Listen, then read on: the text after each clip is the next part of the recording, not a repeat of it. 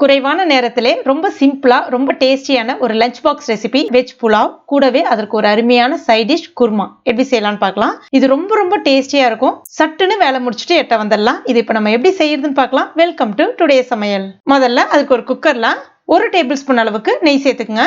கூடவே 3 table spoon அளவுக்கு எண்ணெய் சேர்த்துங்க.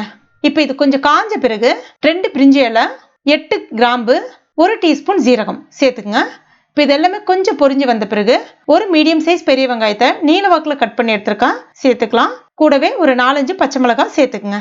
இப்போ இந்த வெங்காயம் கொஞ்சம் பொன்னிறமா சிவந்து வர்ற அளவுக்கு நம்ம வதக்கி விட்டுக்கலாம். இப்போ பாருங்க வெங்காயம் கொஞ்சம் சிவந்து வந்திருக்கு. மீடியம் சைஸ்ல இருக்கக்கூடிய கேரட் 2 எடுத்திருக்கேன், ரவுண்ட் ஷேப்ல கட் பண்ணி எடுத்திருக்கேன் சேர்த்துக்கலாம். அடுத்ததா ஒரு பெரிய உருளைக்கிழங்க தோல் நீக்கிட்டு இந்த மாதிரி கட் பண்ணி எடுத்திருக்கேன், அதையும் சேர்த்துக்கலாம். இப்போ இதை ஒரு நிமிஷத்துக்கு வதக்கி விட்டுக்கலாம். அடுத்ததா 1/4 கப் அளவுக்கு பச்சை பட்டாணி, இது வந்து ஃப்ரெஷ்ஷான பட்டாணி தான் சேர்க்கிறேன். அடுத்ததா 2 மீடியம் சைஸ் தக்காளி பழத்தை கட் பண்ணிட்டு சேர்த்துக்குங்க. இப்போ அந்த தக்காளி எல்லாம் நல்லா வதங்கி வரணும். இப்போ பாருங்க இந்த மாதிரி காயும் ஒரு அரை பதத்துக்கு நல்லா வதங்கிடுச்சு. இப்போ இதில் 2 டேபிள் ஸ்பூன் அளவுக்கு இஞ்சி பூண்டு விழுது சேர்த்துக்குங்க. இஞ்சி பூண்டு விழுது கொஞ்சம் அதிகமாக சேர்த்தாதான் நல்லா இருக்கும் இந்த புலாவ். அதையும் சேர்த்துட்டு நல்லா வதக்கி விட்டுக்குங்க. அடுத்ததா ஒரு 10 புதினா இலைகள் சேர்க்கிறேன். 1/2 டீஸ்பூன் தனியா பவுடர் அதாவது கொத்தமல்லி பவுடர், 1/2 டீஸ்பூன் ஜீரக பவுடர். இப்போ இது எல்லாத்தையுமே நல்லா கலந்து விட்டுக்கலாம். வேணும்னா நீங்க கொஞ்சமா கொத்தமல்லி இலைகள் கூட போட்டுக்கலாம். நான் இன்னைக்கு சேர்க்கல. இப்போ பாருங்க எல்லாத்தையும் நல்லா கலந்து விட்டாச்சு. நான் இன்னைக்கு இந்த அழகால 2 அழகு அரிசி எடுத்திருந்தேன். அதனால இந்த அழகால 3 கப் அளவுக்கு தண்ணி சேர்க்க போறேன். அதாவது 1 கப் அரிசிக்கு 1.5 கப் தண்ணி வந்து சரியா இருக்கும். நான் இன்னைக்கு பாஸ்மதி அரிசி தான் வந்து பயன்படுத்த போறேன். சேர்த்துட்டு கலந்து விட்டுக்குங்க. இது வந்து ஒரு கொதி வரட்டும். இப்போ பாருங்க ஒரு கொதி வந்துடுச்சு. நான் வந்து இன்னைக்கு பாஸ்மதி அரிசி எடுத்திருக்கேன். இதை வந்து 2 தடவை அலசிட்டு தண்ணியில நல்லா ஊற வச்சு எடுத்து வச்சிருக்கேன். ஒரு அரை மணி நேரம் ஊற வச்சு வச்சிருக்கேன். இப்போ தண்ணி நல்லா வடிகட்டிட்டு சேர்த்துக்குங்க. கூடவே இதற்கு தேவையான அளவுக்கு உப்பு சேர்த்துக்குங்க. ஒரு முறை கலந்து விட்டுக்குங்க. இப்போ இதை மூடி வச்சிடலாம். வெயிட் வச்சிடலாம். ஒரு விசில் மட்டும் வந்தா போதும். மீடியம் ஃப்ளேம்ல இருக்கட்டும்.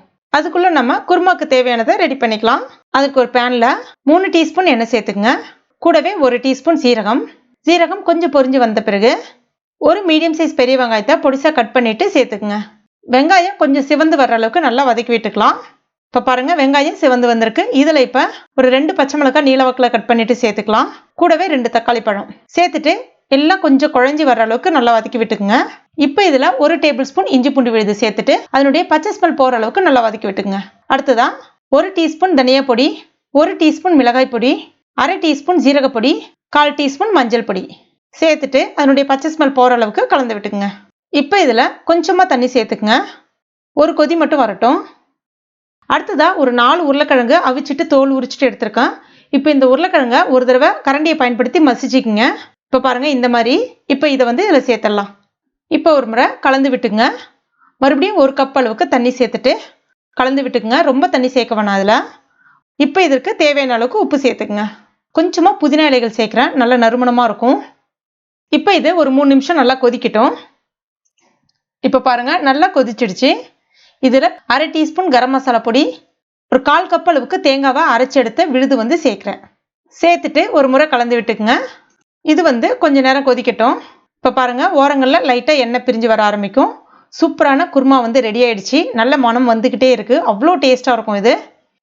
இப்போ குக்கரில் ப்ரெஷர் கம்ப்ளீட்டாக இறங்கிடுச்சு. இதை இப்போ நம்ம திறந்து பார்த்துடலாம். இப்போ பாருங்க சாதம் வந்து நல்ல உதிரியாக சூப்பராக இருக்கு. நல்ல ஒரு வாசனை வருது. ரொம்ப அருமையாக இருக்கும். நல்ல சூடாக போட்டு கூடவே இந்த குருமா வச்சு பரிமாறினீங்கன்னா அவ்வளோ டேஸ்ட்டாக இருக்கும்.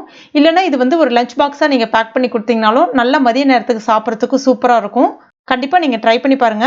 ட்ரை பண்ணிட்டு மறக்காம எனக்கு கமெண்ட் பண்ணுங்க. இந்த வீடியோ பிடிச்சிருந்தா லைக் பண்ணுங்க. உங்க நண்பர்கள் மற்றும் ஃபேமிலி மெம்பர்ஸ் கூட மறக்காம ஷேர் பண்ணுங்க. மேலும் இது போன்ற டேஸ்டி ரெசிபிகளுக்கு நம்ம டுடே சமையல் இது வரைக்கும் நீங்க சப்ஸ்கிரைப் பண்ணாத நண்பர்களா இருந்தீங்கன்னா உடனே சப்ஸ்கிரைப் பண்ணீங்க. கூடவே மறக்காம அந்த பெல் நோட்டிஃபிகேஷன் சிம்பிளை பிரஸ் பண்ணுங்க. தேங்க்யூ.